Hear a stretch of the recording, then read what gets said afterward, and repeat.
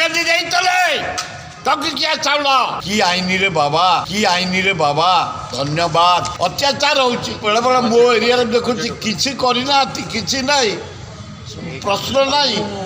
ଗୁଣ୍ଡା ମାନେ ଡକାୟତ ମାନେ ତାଙ୍କୁ ହାତରେ ରଖିଛନ୍ତି, ପଇସା ପତ୍ର ଦେଇ କେସ୍ କରିଦେଉଛନ୍ତି, ସେ ଜେଲ୍ ଯାଉଛି।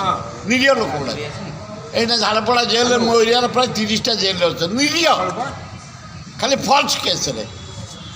ତେଣୁ ଆଜି ହରିଜନ ନାଁ ହେଇକି 5-7 ଜଣ ନାଁ ପକେଇ ଦେଇଛି, ସେ ଗଲା ଜେଲ୍, ଇଏ 50,000 ପାଇକିନା ଘରେ ବସିଛି। କି ଆଇନରେ ବାବା, ଧନ୍ୟବାଦ। ତଥାପି ଭାରତ ବର୍ଷ ଗଣତନ୍ତ୍ର ମାନିବାକୁ ପଡ଼ିବ, ଜେଲ୍ ଯିବାକୁ ପଡ଼ିବ, ଖାତିର ନାହିଁ। ସାର୍ ଆଉ ଗୋଟେ ଜିନିଷ ହେଉଛି ଯେ ଆପଣ ଜାଣିଥିବେ ଯେ ମଧ୍ୟପ୍ରଦେଶର ଯିଏ ଅଛନ୍ତି ଆପଣଙ୍କର ମୁଖ୍ୟମନ୍ତ୍ରୀ, ସେ 8 ଟଙ୍କାରେ ପେଟ ପୁରା ଖାଇବାକୁ ଦେଉଛନ୍ତି, କିନ୍ତୁ ସେ ଦିଲଦାର ଲୋକ, ଦିଲଦାର ଲୋକ, ଖାଇବାରେ କ'ଣ ଅସୁବିଧା ଅଛି କି? କିନ୍ତୁ ଓଡ଼ିଶାରେ କ'ଣ ଆମେ 5 ଟଙ୍କାରେ ଦେଉଛୁ? ଆମ ଲୋକ ଗୁଡ଼ାକ ଦାଦନା ହେଇଗଲାଣି। ମଧ୍ୟପ୍ରଦେଶ ଆହୁରି ଦାଦନା। 8 ଟଙ୍କାରେ କି ମିଲେ, କି ମିଲି ତମେ ଖାଇବ?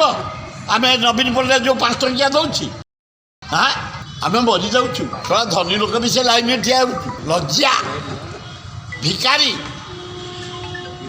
ନବୀନ ପଟ୍ଟନାୟକ ମୁଁ କହିବି, ନବୀନ ବାବୁ ତମେ ଆମ ସମସ୍ତଙ୍କୁ ଘରେ ଖାଇବାକୁ ଦିଅ, ମାସକେ 4-5 ଥର ଆଇଁଷ ନିରାମିଷ ପୁରା ସବୁ ପ୍ରକାର ଖାଦ୍ୟ ଦିଅ।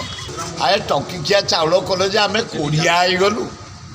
ଆମ ଜମିବାଡ଼ି ସବୁ ପଡ଼ିଛି ପଡ଼ିଆ, ଯେଉଁମାନେ ଚାଷ କରୁଥିଲା ଆଉ କରୁନାହାନ୍ତି। 10 ଟଙ୍କା ଟଙ୍କିକିଆ ଚାଉଳ ତମେ ବି ଦେଇନ, ମୋଦି ଦେଇନି, ଦେଇଛି ଇନ୍ଦିରା ଗାନ୍ଧୀ। ଏବେ ଧରା ପଡ଼ିଲନି, ଏବେ ଯେଉଁ 5 କିଲୋ ବନ୍ଦ ହେଇଗଲା ଜଣା ପଡ଼ିଲାନି ଇନ୍ଦିରା ଗାନ୍ଧୀ ଦେଇଥିଲେ ଟଙ୍କିକିଆ ଚାଉଳ। ନବୀନ ପଟ୍ଟନାୟକ ଧପାଇକି ଭୋଟ ନେଇକି ଯାଇଛି ଗାଁ ଗହଳି ଲୋକଙ୍କୁ।